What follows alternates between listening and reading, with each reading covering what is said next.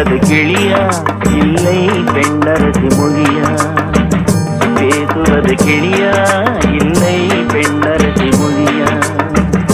கோயில் கொண்ட சிலையா கொத்துமலர் கொடியா?